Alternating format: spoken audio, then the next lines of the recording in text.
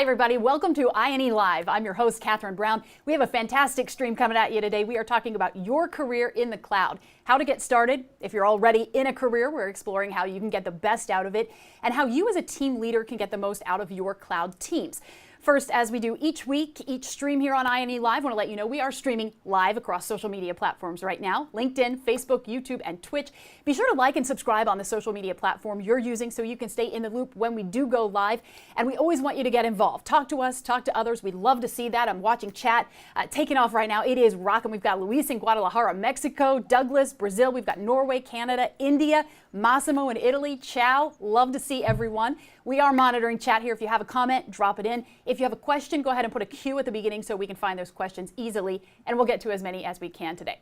Joining us today, we have INE instructor Brooks Seahorn, full-time AWS specialist. He comes to INE direct from Amazon, where he was a technical curriculum developer and technical trainer for Amazon Web Services. Also with us, INE Instructional Designer Dr. Ballouk, an absolute phenom when it comes to analyzing the educational process and working with instructors to create the content that actually turns our students into experts. Both Brooks and Amanda graduated from Auburn University. As a Georgia grad, I hear there was a football game this weekend. I'm not going to rub it in, guys. Go Bulldogs. Let's jump right in. Great to have you here. Yeah, wow. We're starting off on that kind of note, right? See, that's why you got to tune into this. We get the chemistry and the controversy going right off the bat. Indeed. Yeah, great to have you guys here. Thank you so much for being here today. Thanks for having us. Yeah. Thanks for having us. So we're going to jump right in and talk about who the cloud impacts, right? Cloud is so big right now across industries, but specifically what kind of industries and sectors, what type of businesses are being most affected by the cloud right now, Brooks? Every business, every sector, every vertical in some way or shape or form is being affected by it. It's the ubiquitous nature of it. It's so easy to get involved in the cloud, start using it. You can get up and running basically for free if you want to, like with a lot of services at AWS. But more than that, it's the democratization of technology. It's realizing that if you want to start doing something with machine learning, a couple of clicks, you're using it. And in a lot of cases, when you first get started with it, it's free. So it comes down to when you start looking at businesses, they're all being affected by it. But it's not just the business, but it's also us as consumers. A lot of people don't realize, particularly like with a lot of new appliances like refrigerators, those devices are actually talking to the cloud. There's a lot of power generation companies that are putting out their usage data that's being consumed by our refrigerators via cloud resources to tell them the best time to run the generator. So it's not just the businesses. We're all being affected, whether it's our phones updating, figuring out where we are at a particular location, or our refrigerators. Is just ubiquitous and everywhere. You know, I'm interested to hear you say that, Brooks, because I think that's such a great point. I was talking to my son this morning. He's 10 years old, right? He was sitting there playing Xbox, and he was trying to troubleshoot something, and he said, "Well, Mom, this is in the cloud." And I just kind of turned and looked at him, and I'm like, "Wait, you're 10. You're talking about the cloud?" And you know, he was like talking about it very comfortably. I mean, this is something that is more and more is just a part of our lives, like as you mentioned, in every single sector. And people who are young are growing up in this kind of environment. And that's what's interesting about it. Think about what just happened there, that dynamic with you and your son. It's just, that's how it's done. That's just natural. Back when I was coming into IT, the idea was, okay, there's a server, it's up in a rack, we've got some network equipment, and that's just the way we just naturally thought of it. Cloud is redefining the way we naturally just implement technology. Oh, we're going to put it in the cloud. I can think of very few cases, very few in fact, where you would want to actually do something on-prem and start trying to figure out a server. No. Within minutes, you can be using the cloud. You can get that business up and running. You can go global in minutes. Now, that's a two-edged sword, I realize. So for a lot of people watching going, hey, not so fast. I get it. It is a two-edged sword. But the fact is you can do that. And cloud enables us to do that. And with exactly what you said, with so many people, particularly as they're starting to educate themselves about the cloud, as college courses are being created that talk about cloud, that's going to be the natural way they start using technology, is with the cloud. So when we're talking about businesses using this, obviously businesses have to invest in the cloud right now. They have to invest resources, money, employees. First of all, I want to get to the question, why should they care? And I know that we sort of answered that, but if you can break it down for me, Brooks, you know, why should businesses care? What's the impact if they neglect the cloud? And, well, go ahead and answer that one, and then I'll get to a second kind of follow-up question after that. But, you know, what are the risks, basically, if they neglect the cloud? It comes down to one thing: huge competitive advantage. You're going to have folks out there who you might be competing with in your particular business sector. They're going to start using things that are in the cloud. They're suddenly going to start using technologies in the cloud that you're not using because you're still stuck with on-prem. I think one of the best examples I could give of it was we did an interview, or I got to do an interview just recently with Kristen Day, who is with INE, and she does a lot of stuff. She's actually a practitioner in machine learning. She works for a hardware company. They make door hardware, and they're using machine learning. Implementing that kind of technology on premise is a little bit difficult to do. They could quickly get up and running with machine learning, start leveraging that technology, which gave them an advantage in the marketplace over their competitor. So if you're using IT resources in any way, shape, or form, you've got to be seriously looking at the cloud, not only because it can lower the cost, but again, the democratization of technologies. One of the best examples beyond that I could really sort of give you, Kathryn, to really make it concrete is, of all things, John Deere. A lot of people wouldn't think tractor companies would be invested in the cloud.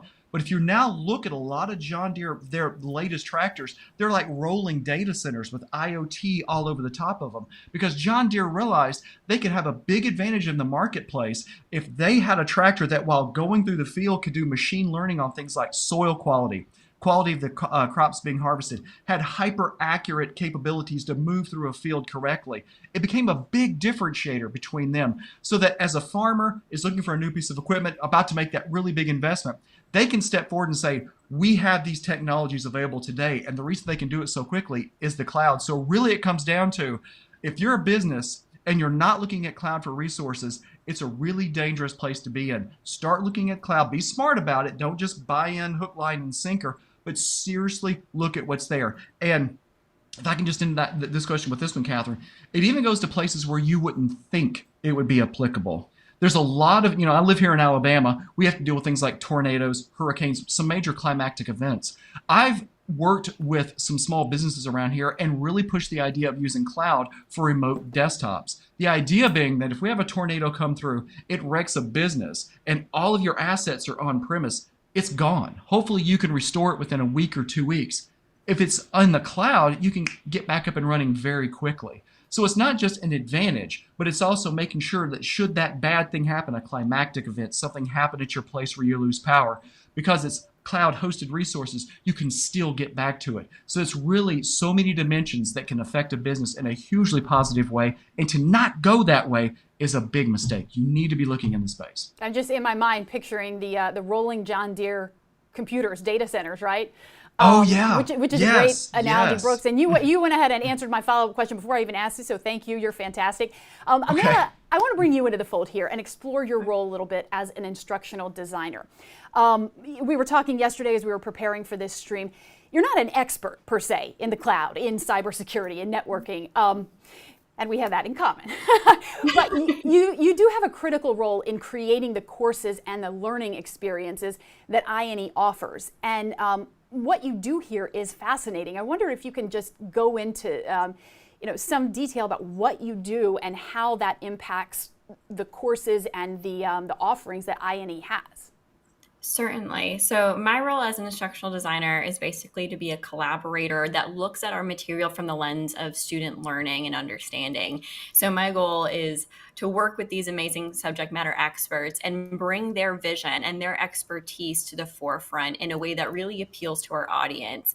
At the center of every single thing we put out, we need to be thinking about how do we best convey this to our audience? What strategies should we be using to really not just tell them the material, but engage them with the material. So I'm very lucky because that's my day in and day out is not necessarily having to understand, cyber and networking and cloud, although I'm starting to learn slowly but surely. Exposure lets you learn a little bit, but really just taking their vision, understanding who our audience is, and then delivering it in a really sound and meaningful way that makes that information stick and go from short-term memory to long-term memory and allows them to really thrive within the workplace, because not only do they know the content, but they've had practice and can actually use it. This is fascinating, what you do and the way that you do it. Can you talk a little about the data analysis that goes into really on the back end, taking everything and then before it is pushed out to the public, analyzing that data. Can you go into how you do that and what's involved? Absolutely. So evaluation is a huge part of instructional design. Technology is always changing, knowledge is always changing, processes are always changing. So a big part of what I do as well is not only just assessment while we're creating, but evaluation afterwards. So I'll talk about this just for practicality reasons in regards to certifications that we've been doing. So a lot of data analysis has happened in regards to those certifications. So we are looking at this from a macro level to general feedback about the certification, and not just traditionally like you would think from those submissions that we've collected, but even on social media platforms, everywhere and anywhere we can look at this qualitative data, we were.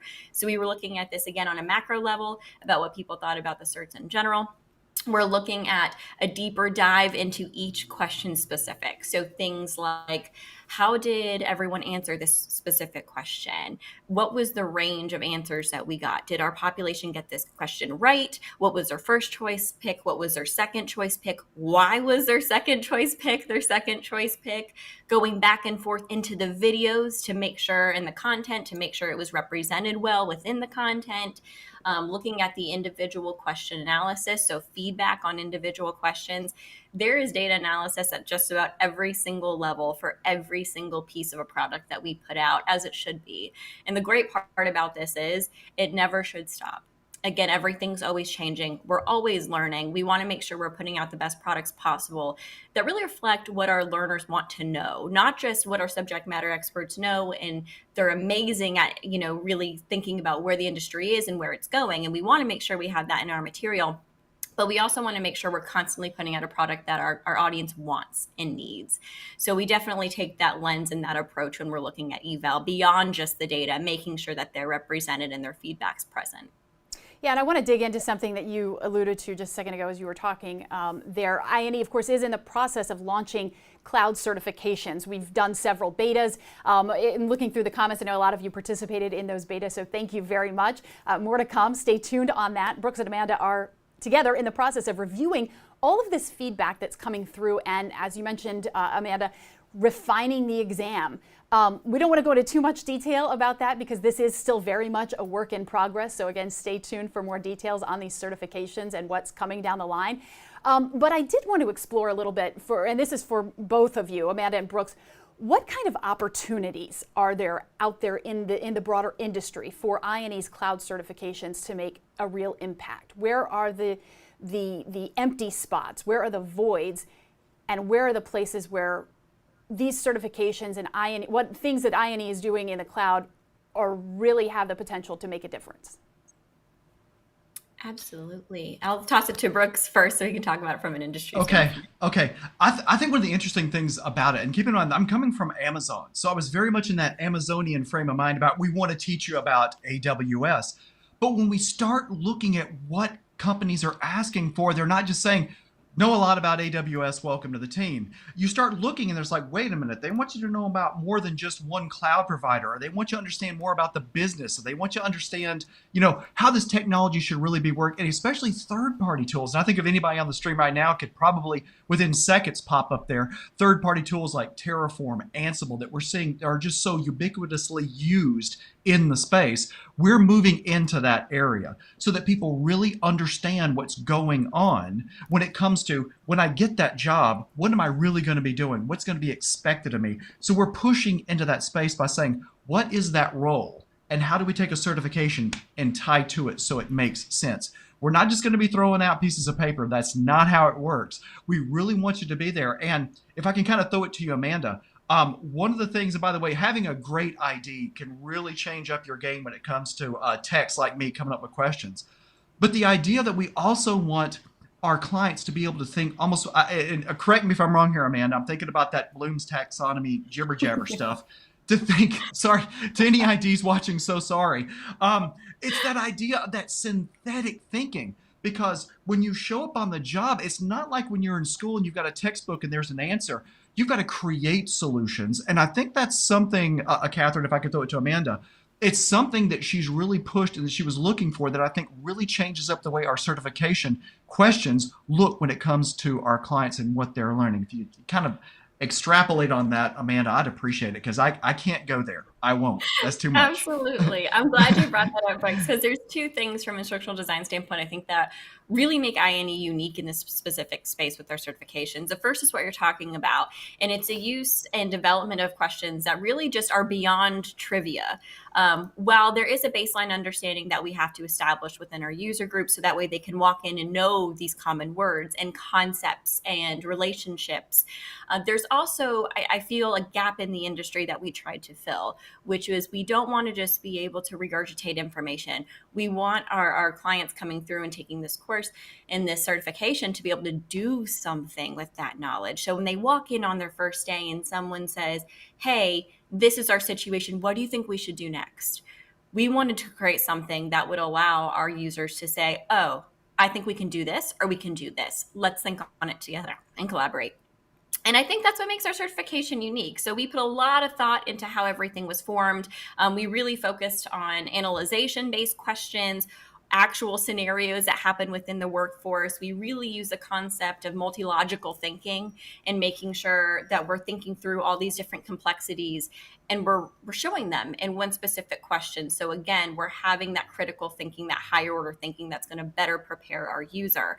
Beyond that, something that INE has done that I feel we're very much trendsetters in this space is we really put our clients in this framework as partners in learning. That comes through with the feedback. Exactly. A lot of companies ask for feedback and say, yes, this is great, but I'm really proud of the way INE handled this because we want to make sure that you are represented in this material. So we're making you partners in your own learning. Absolutely. And on that point, Amanda, I think it was interesting, something you and I have gotten into a lot, because it almost sounds it's impossible, but and you can back me up on this. We've read every piece of feedback. So first of all, if you were participating in any of our betas, thank you so much. If you put feedback on a question, we read it. I guarantee you we read it. And some of them have been actually pretty funny. So for the folks out there who put jokes in there for us, thank you so much. But at the same time, I think that's really important, because when we got critical feedback, and I'm just saying that to everybody watching, we've slammed on the brakes. We have absolutely slammed on the brakes, looked at that question and said, was this even technically correct? And Amanda will tell you, we've gone back and stepped through videos, like just step.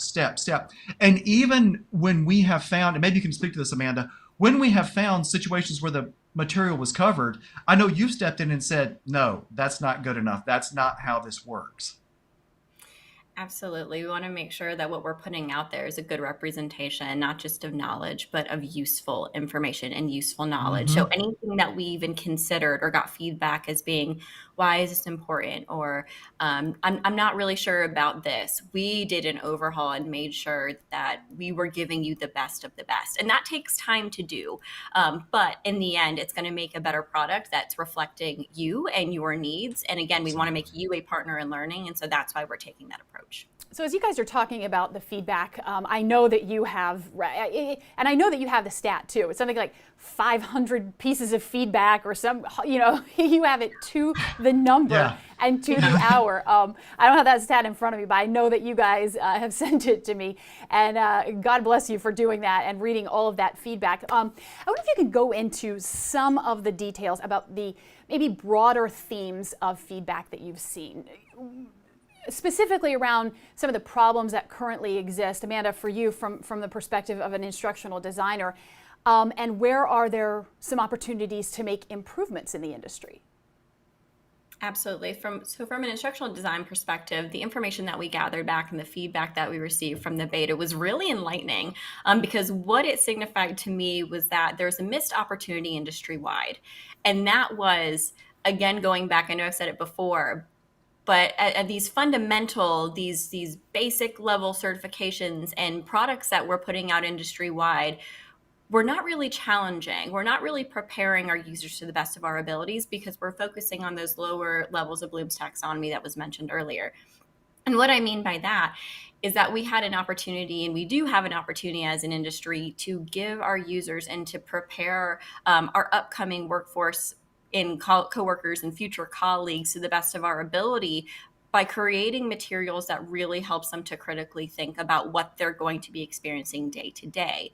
And with these basic level products, oftentimes it's just simple, here's the fact, know it going forward. So I think what makes us unique and what I'd like to see industry-wide is this shift in mindset, the shifted mindset of being, okay, it's good for them to know this information, but what's the best way to convey that? What's the best way to get this to stick and to enable our future workforce to be able to apply this so that way we make better products, better companies, and a better space for us all in the tech industry.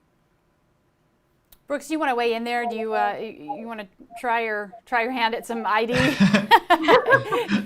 Yes, I do. I think the thing that I have found most surprising about it is to really slow down and think about how do we turn this in to an actual synthetic test that causes synthetic thinking. And it's one of the things I've loved most about working with Amanda is this idea of, okay, that's a trivia question. That's all that is. Could you remember that S3 is object storage? That's useless. When you move past that though, and you start talking about things like, okay, what is an image? Well, it's just a big object. Okay, wait a minute. I'm starting to think a little bit more. You can really come up with tests that really push you in terms of thinking that way, because when you get on that job the first day, it's not going to be like you were learning the material, say, in an academic environment or at home. You're going to have to think up solutions. You're going to have to architect solutions. And we want to give our clients the ability to think in that frame of mind versus just kind of doing this rote trivia thing, which isn't going to give you any good once you get on the job. So by having Amanda there to sort of start recrafting these questions and pushing it in a different way, it's really been a lot of fun to really think that way, because it makes for better questions, much better questions. So if you take one of our certifications, and don't be flipped out when you sit there and you read, oh my gosh, it's a paragraph long question. There's a reason why it's a paragraph long. We want you to think about the question. There are some short ones too, but we want you to really think about the technology. And it's a great way for you to prove above other certifications that are out there that you really do get it. It's not a trivia contest. Do you get cloud? Are you a technologist? And we're trying to give you that certification, that you have that 100% as proof going into a job interview. And beyond that, proving that you can actually do the job. Yeah, I know in conversations with both of you over the last few months specifically, that has been a theme that has just been ongoing, was, really focusing on helping students understand versus just absorb and regurgitate, right? Exactly. I want to shift gears just a little bit. I want to get to some audience questions, and just a quick reminder, as you're tuning in, we're getting a lot of great questions. Start that question with a Q, if you don't mind, so that we can find it as we're scrolling through all these comments. First up, this is probably Brooks, probably best for you. This is from Predrag, watching on YouTube. What is the path for a cloud security career? Oh, that's awesome. That is an awesome question. By the way, never tell anybody they've had an awesome question, but that's an awesome question. And here's why. Security requires fundamentally a low understanding. You got to get that basic architecture in your head. You just can't, jump into security. You need to understand what the services are. So when you're doing something like that, think about getting in that low level, understanding what the services are, and be willing to go multi-cloud on that too. Think like AWS and Azure, GCP and Oracle. Yes, they have a cloud. It's actually pretty good. Think along those lines. But at the same time, avail yourself to things like we also have here at INE, like cybersecurity, incident handling in the cloud, which are a couple of products or courses that we have out there, so that you really get that fundamental knowledge. Because understand, any one of these cloud providers is going to offer you some sort of security training, and it's very much specific to their platform, and that's great. But I will guarantee you that when you go into an environment where they're saying, we want you to do security, they're going to be using third-party tools in a lot of cases. So step away from the cloud provider. Learn those low-level technologies and step away. Learn about things like cyber incident handling. Learn about what the red team and the blue team, how they attack an infrastructure. And you will be leaps and bounds ahead of the competition when it comes to getting the very best jobs in cloud security. So get that basic knowledge. Be willing to step outside what the industry wants you to learn, whether it's AWS, Azure, GCP. Learn from the cyber side of the house. Bring all that knowledge in, and you will be an absolute monster when it comes to security, and could really make a big shift and a big change in a lot of companies. And they need that help. For goodness sakes, watch the news. There's been too much stuff happening. They need the best. Make yourself a best by getting that broad education at the very bottom. Yeah, that's a great answer, Brooks. And I have a follow-up on that, actually. For people who are in charge of cloud teams, right? What are some strategies to inspiring your team, encouraging them to really drawing out the best that they have to offer? When you do cloud right, it's fantastic. Now, when you do it wrong, it's awful. But when you get it right, it really is a game changer for an organization. I know you're both, and everybody on this way like, oh, Brooke, shut up. I've heard it 1,000 times. Cloud is a business strategy. It is not an IT decision. What you've got to realize as a leader in the cloud space is this is going to affect your whole organization, all right? There are folks within your organization that need to understand cloud that you probably haven't even thought about, folks like HR, folks like in legal. So you're going to be reaching out to a whole lot of people, not only just your team, but to a lot of people. And to inspire your team, give them the sort of training opportunities they need to really get the big picture of cloud. Not just any one particular provider, although that's fine. You want to be sure they can understand multi-cloud. You want to be sure they can understand what those third-party tools are. Watch the whole room light up here as I do this, Kathryn. Ansible, Terraform. If I could turn everybody on to something you probably never heard of, look up Pulumi. There's another technology that the cloud providers that's outside their space. It's a third party that can really make working in the cloud a ton of fun and so interesting and put a lot of innovation there. Once that starts happening, leaders, watch out, because they will run off and leave you. And that is one of the best places to be as a leader. Instead of having to lead, you're chasing them as they implement technology. But understand, this is a strategic decision. This is not just an IT decision. When you envelop the whole company in what you're doing, the effect is just, it's going to compound what you can do when it comes to cloud implementation. So get them into a great training situation. That's first. Give them the space they need to actually learn these technologies. There's nothing wrong with taking a 3-hour on a Friday to do like a lunch and learn, or give them time to sit with a provider like INE and learn about these technologies, because that's going to pay back dividends that are far going to outstrip anything you've paid for. Yeah, that investment in ongoing training, things are changing so quickly, right? They're changing, oh, yes. Not even by the day, but by the hour, almost by the minute. The hour.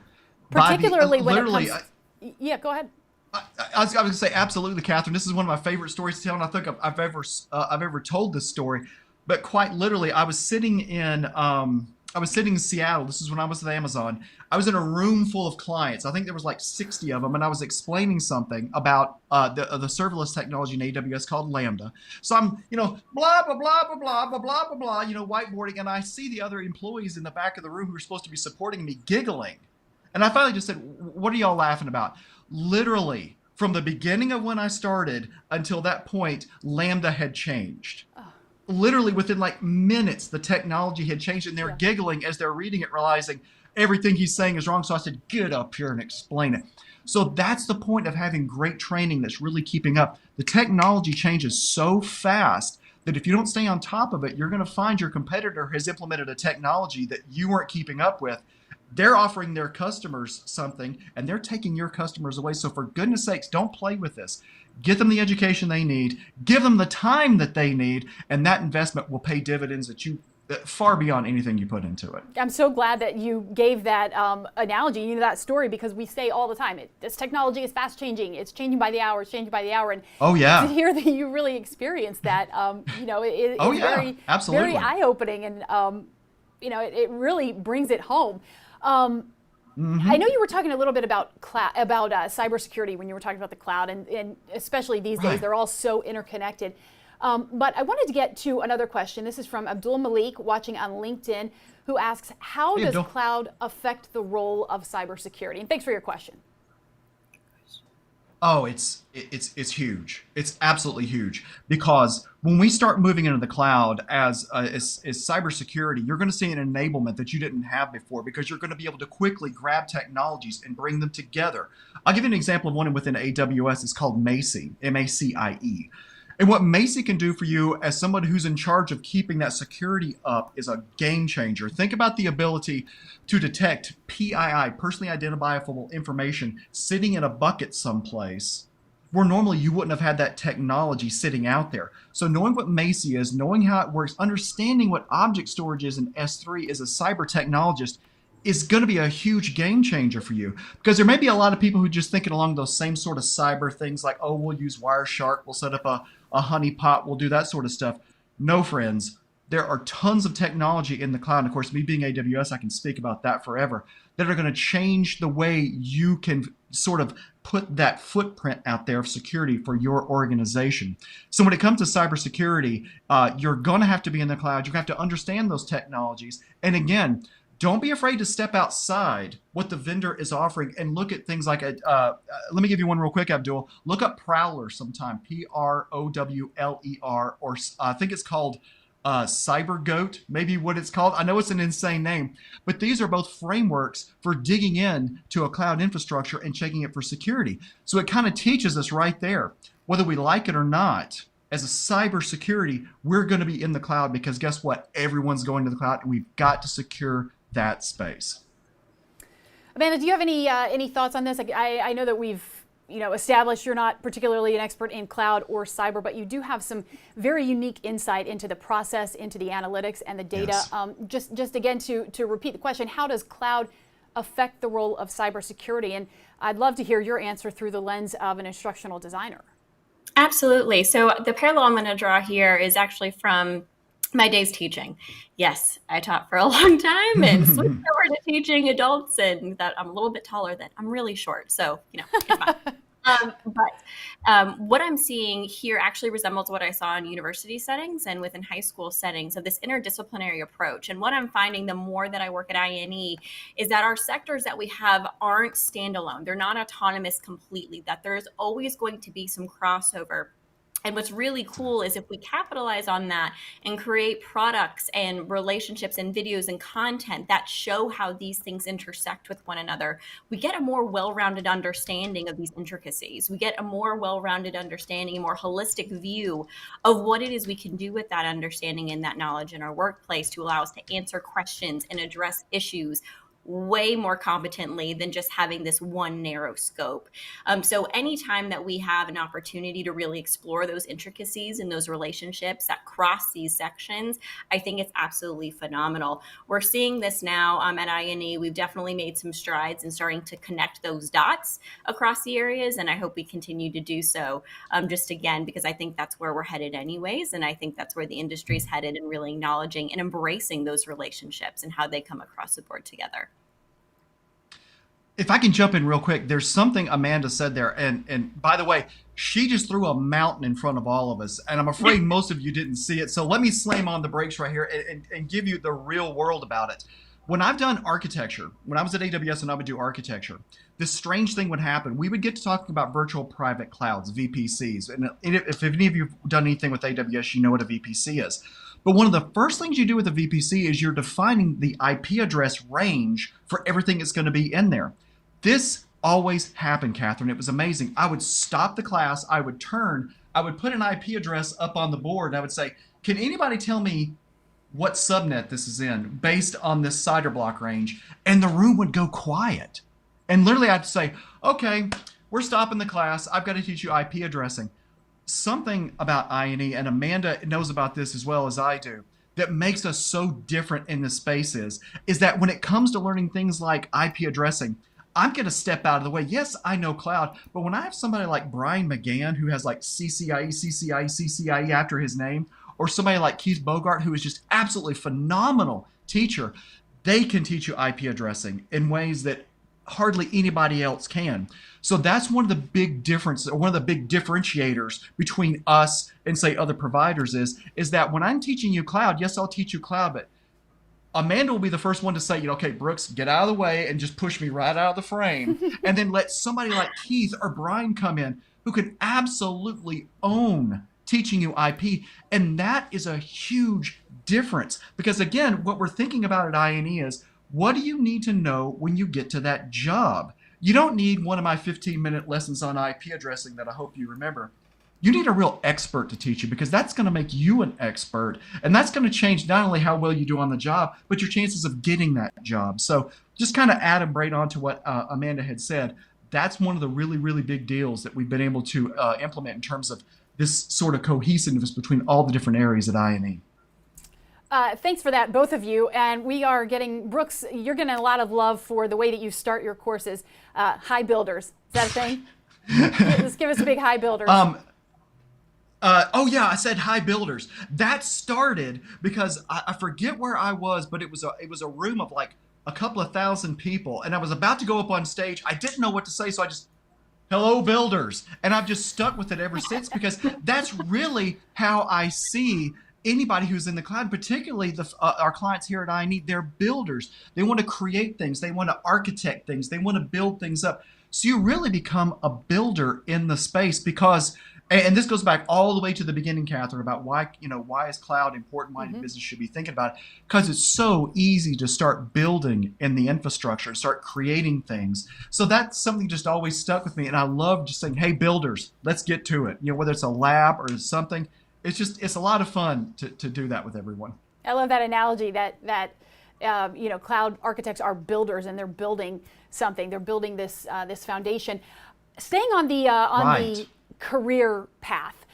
This is a question for both of you. And Brooks, we can start with you, but then Amanda, I'd love to hear your thoughts as well. This is from Siraj watching right now. I started my journey to cloud solutions architect. I'm still struggling which certification course to take. Any advice?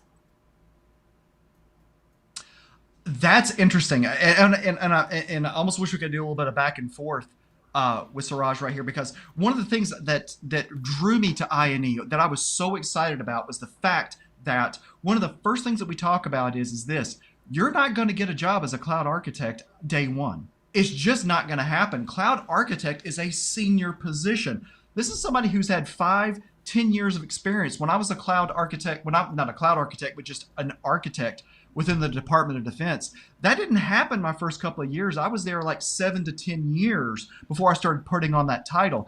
It takes a lot of experience. So what it really takes is a redefinition of where we're going in the space. And this is something that I love to hear all the time from our CEO, Richard McLean, or the awesome Neil Bridges, our Chief Content Officer, is the fact that this stuff ties back to roles.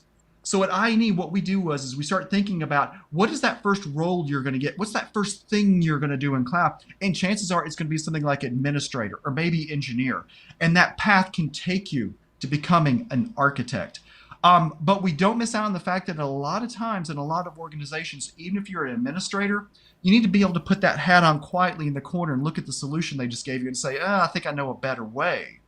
So it's actually a progression that you need to think about. So, Siraj, I would tell you this: if you're thinking about being a cloud architect, first of all, awesome job, awesome role. You'll have so much satisfaction from it.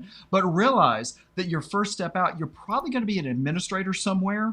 To get started, you're going to learn about those technologies, things like, again, Ansible, Terraform, how we use those, how we implement different cloud providers within a cohesive unit for a particular solution before you get to that engineer and before you get to that architect role. So start thinking along those administrator lines, what those roles require, and working in that direction. And I think with some patience and hard work, and by the way, the only thing between you, Siraj, and success is hard work and time.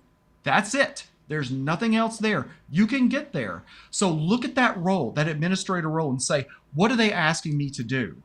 Focus on that training, and you can get started on the right path. You'll get where you need to be. Amanda, I want to bring you in here to enlighten us just a little bit. You've gone through this certification process that INE has been doing. When you look at putting together a certification, and you look at making sure that the data that you're getting in is reflected in that certification, in that course, and is reflective of the real challenges that people will face, what kind of challenges do you face as you're going through that process of looking at this information and then putting together a certification? I face basically just lots of research, lots of understanding, lots of conversations, lots of working with amazing people and collaborating with them to understand where the market's at, where it's going, where the holes are, what our students and learners are saying. So it really is just the challenge of absorbing and how much I can retain, and making sure that my brain is clear and free to take in every single piece of awesomeness that I can from people that know more than me. So that's probably been my biggest challenge, is learning where to start based off the feedback where we should be going, that satisfies both the subject matter expert's vision and our client's vision. Because again, we want to make them partners in our learning. This isn't just talking at them, this is talking with them and creating courses and material and certifications that reflect their interest and align with the direction that the industry is going. So meshing those two has been a little bit challenging, but very rewarding based off the feedback we've been seeing. A lot of people have posted on multiple platforms that the stuff that we've been creating is useful and that it's helpful. And that is the best thing I could hear. So whatever challenge I face, as long as I keep on seeing that it's helping people, and, you know, am able to share that back with our team, we'll keep on taking on those challenges and overcoming those obstacles, because y'all are why we're here. Y'all make it worth it. Exactly, and I think that's one of the things, Kathryn, that I've appreciated most about Amanda being on the team, has just been the fact that I can come up with these wild-eyed ideas about teaching, but she can always sort of course correct me about, hey, wait a minute, you're trying to teach people here, slick. And so then we can really come up with content that matters, that is effective, that we're thinking about the adult learner versus, oh, here's some facts, I hope they stick in your head. So, I mean, to everything Amanda just said, I can't say enough about that. It's a big deal. And it's why we put the passion and the time that we do into our materials. It's not just, oh, let's just pump this thing out. It's like we really stop the brakes and say, what are we doing here? Does this work? And again, I owe all that to Amanda for just keeping me particularly on track to making sure this stuff makes sense. Oh, shucks, Brooks. Like, did we get that on? That'll be. Yeah, exactly. No. I meant It's that recorded for sincerely, y'all. posterity. It is. There's not like a $20 thing going on here between me and Amanda where I'm going to get paid for the promo. No, that's the honest truth. And if you want to talk about the differentiators between what we're doing here and other cloud providers that I won't name, it's that right there. It's the passion, the implementation of that passion, and making sure we're delivering to our clients the stuff that matters versus just what works. Yeah, that's awesome. And I've been saying for months, you two should have your own reality TV show, because the way that you banter between the two, you're like an old married couple. It's fantastic. All right, I want to get to one last question here. And I think this is a great way to sort of wrap up this stream. And it is in answer to a question from Ashwani watching on YouTube. If any beginner has to start his career in cloud, what will be the very first step? So this is broad, wide open, somebody just saying, I think I want to go over to cloud. I think there are some opportunities there. There's some jobs. What do they do? You can start, Amanda. I'll save it. Okay. So I'll address this from just a starting a new career standpoint, because I've been there, I've done that. So I can kind of advise on that level and let Brooks kind of take it from more of an industry in terms of step-by-step technicality, where to start. So I can say anytime that you're looking at doing a career switch and you want to start your career, and particularly in cloud, I would take a look at what your final goals are, what you want to end up doing within cloud, and start there. What types of jobs does cloud have to offer? What really interests you? And then kind of hone in on what resources. So if you can kind of figure out what's out there, what the industry is looking for, and what aligns with your personal and professional goals first, you can supplement that and find the resources later. And lucky you, shameless plug, INE has a vast amount of resources and is continuing to develop within the cloud space. So even when you're looking at those, looking at the intentionality behind the resources. So picking a track is great within cloud. Picking a job title is great within cloud. Knowing where that job title stands within the industry is also amazing.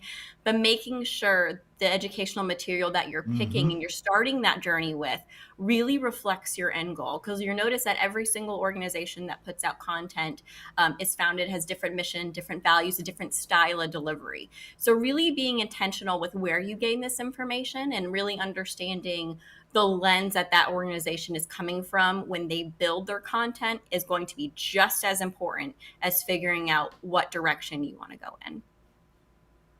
Good gravy. That's the best answer ever. I give up. I just want to throw in the flag and just say, yeah, what she said. Yeah, Ashwani, that's exactly it. It's the principle of where do you want to go and then just come backwards from it, and you can find the right starting position. And to the point that Amanda made, and it's kind of a big deal, if you look at other providers of technical education, you will see them doing something with their material that may make your head, like, why are they telling me about this technology? I'm not going to be using this technology. I don't know of anybody who's using it. Well, there's a reason. I'm not going to dig into it, but there's a reason why they're talking about that technology. But then you go out to job sites and you start looking at those first year positions and you start looking at what they're asking for, and it doesn't align at all with their material. That's one of the things you should be looking for, Ashwani, as you're looking for, where do I want to go? Figure out where that end goal is. Step back, look at that first entry position into that space. What are they asking for? Not what anybody in particular is telling me I need to know, but what are the people that are going to give me a paycheck? What are they asking for? And work back on that material. And don't shy away from going broad at that point. That's why, one of the reasons why I came to INE, the fact that, yes, you can learn cloud, but at the same time, you can step over to cyber and learn about that. We have an awesome incident handling material as well, our IP addressing, our networking. So you get that broad knowledge that you need, because a little tip here, Ashwani, there's a lot of people that are missing out on that knowledge who are just coming into the cloud. They miss that base, and it's going to really negatively affect their way going forward because they're going to have to pick that up. So exactly what Amanda said, where do you want to go? Work backwards and make sure the material that you're using is teaching you to that role and not just what the industry wants you to know. And don't be afraid to step outside a little bit and pick up those extra areas where you can really, really be beneficial to an organization. Brooks, Amanda, as always, fantastic answers, incredible insight from both of you. Thank you so much for joining us today. Thank you. Thank you. All right, we are going to wrap it up right now. If you missed it live, be sure to look for the replay across our social media channels as well as on the INE Live website. You can look for us again live 1 week from today, Tuesday, October 19th at 1 p.m. Eastern on whatever social media platform you choose. INE's Keith Bogart will be talking with Dr. Russ White, network architect, prolific author, and one of only a handful of people who have attained CCAR status. And also want to remind you, throughout the month of October, we're hosting cybersecurity specific streams in honor of Cybersecurity Awareness Month. This Thursday, 2 days from today, October 14th, we're exploring the colorful world of cybersecurity. We're talking red, blue, purple. If you've ever wondered about the color modeling, what it's used for, and how you can get the most out of your journey, this is a great stream for you to catch. INE's Director of Cybersecurity Content, Jack Reedy, will be here answering your questions, giving some great insight. Be sure to like and subscribe on the social media platform you're using so you can stay in the loop when we do go live. We'll see you next time. Until then, have a great week.